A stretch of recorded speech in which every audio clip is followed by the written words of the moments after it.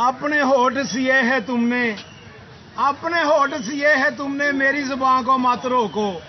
तुमको अगर तौफीक नहीं है मुझको ही सच कहने दो, कहने दो, कहने दो, कहने दो।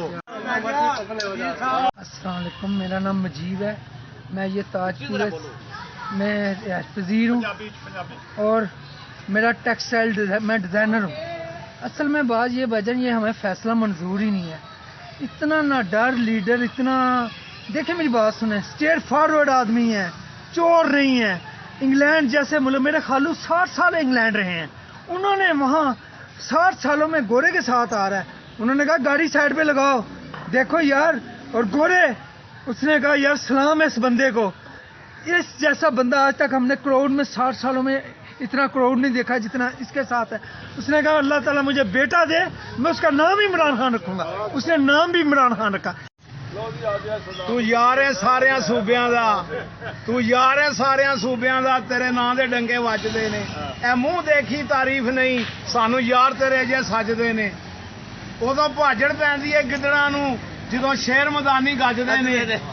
ਤੂੰ ਮੰਨਣ ਵਾਲਾ 5 ਤਨ ਦਾ, ਰੱਬ ਰਾਖਾ ਤੇਰੀ ਆਨ ਦਾ, ਅੱਜ ਨਿਕਲਿਆ ਵਿੱਚ ਮੈਦਾਨ ਦੇ ਜਿਵੇਂ ਕਪਤਾਨ ਪਾਕਿਸਤਾਨ ਦਾ। गुलाम मुस्तफा ताजपुरा सतीम बाबर मस्जिद तो बोल रहे हैं। मैं मियाँ वाली का रहने वाला हूँ। जो फैसला होया है चीफ इलेक्शन कमिश्नर ने किया है, ये बहुत ही गलत फैसला किया है। पाकिस्तान की तारीख है आज तक इन्ना फैसला नहीं होया। ਅਸੀਂ ਨਹੀਂ ਮੰਨਦੇ ਨੂੰ। ਅਸੀਂ ਇਹਨੂੰ नहीं मनते, ਅਸੀਂ ਇਹਨੂੰ ਰੱਦ करते हैं।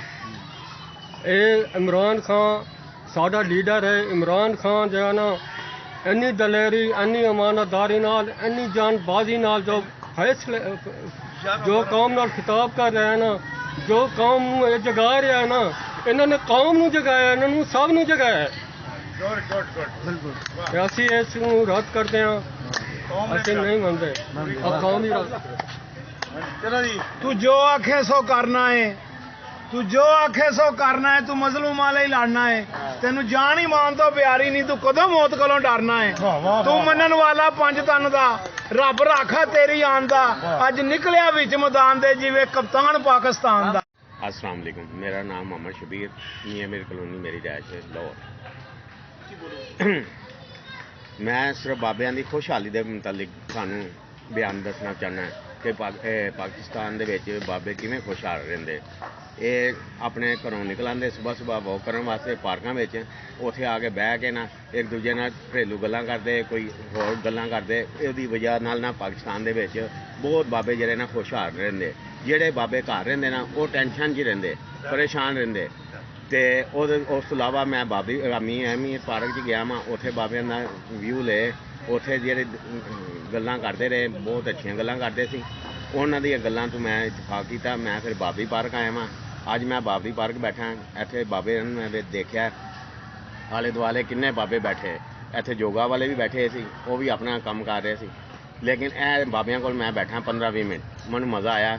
ਬਾਬੇ ਇੰਜੋਏ ਕਰ ਰਹੇ, ਪੂਰਾ ਹੈਪੀ ਹੋ ਰਹੇ, ਆਪਣੇ ਘਰੇਲੂ ਗੱਲਾਂ ਛੱਡ ਕੇ, ਕੰਮ ਕਾਰੋਬਾਰ ਛੱਡ ਕੇ, ਅਤੇ ਆਪਣਾ ਜ਼ਿੰਦਗੀ ਨੂੰ, ਲਾਈਫ ਨੂੰ ਇੰਜੋਏ ਕਰ ਰਹੇ।